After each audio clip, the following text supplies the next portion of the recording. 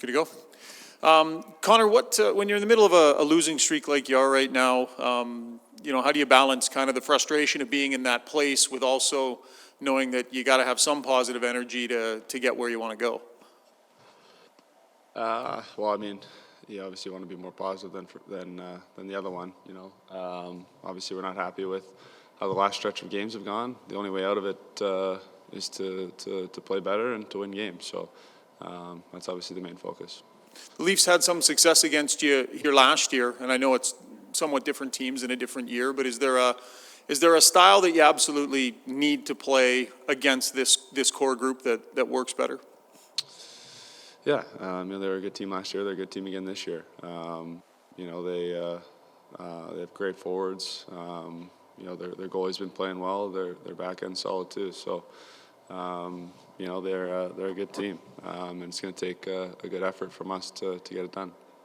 Connor, we don't know right now about Zach Hyman, but just a thought on what he's brought your team and maybe the energy level and their work rate that he consistently, if you can maybe speak to that a bit. Yeah, he's obviously a guy that brings it each and every night. You're going to get out of Hymes, and he's come in and he's done everything that he's been asked, and he's been a great addition for our group both on and off the ice. Connor, a bunch more COVID stuff this morning across the league. Some in Boston, Matt Barzal, 3 more in Calgary, Carolina last night. What are you guys saying in the dressing room about this, and how are you feeling about where we're going here?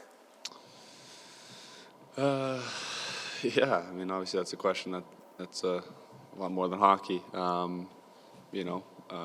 Obviously the cases are kind of going up around, everywhere, and obviously we're paying attention and trying to keep each other safe. Connor, I was with Connor Bedard the other day, and he was telling me that he trained with you one day over the summer. I wonder if you can recollect what your impressions of him were.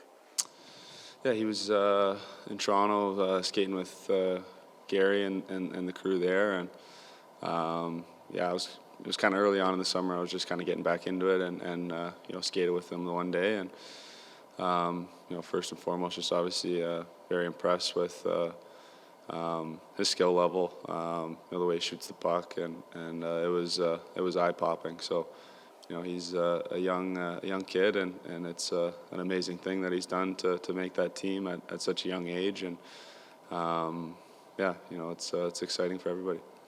You made that team at the same age. I know that particular year didn't go well for Canada, and they underused you. But what advice would you give a 16-year-old going into that tournament?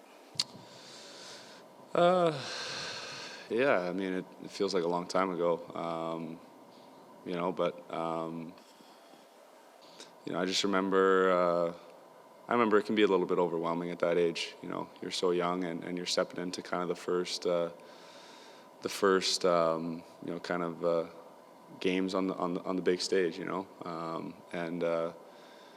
with that comes, the social media and lots of attention and stuff like that.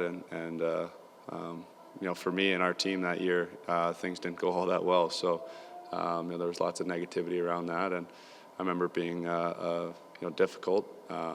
So I would say just for him, just to keep an even. Sorry, this guy's just messing me up. Sorry, I'm losing my train of thought. But I would say just for him just to go in and have fun and just to maybe stay off of social media for a little bit through that time, because it can be a little bit negative.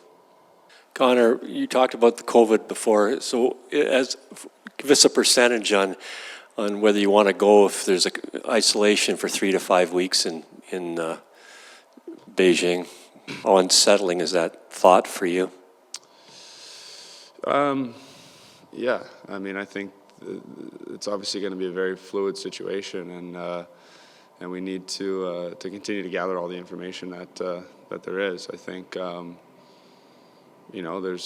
hasn't been a ton of information come out, and all of a sudden there's that 3 to 5 week thing that it's kind of been floating around. So just trying to gather all the facts and information, and obviously it's unsettling if that were to be the case when you go over there. So obviously I'm still a guy that's wanting to go play in the Olympics. But we also want to make sure it's safe for everybody and for all the athletes, not just for hockey players. So if it did come down to 3 weeks, would you just say no way, Jose?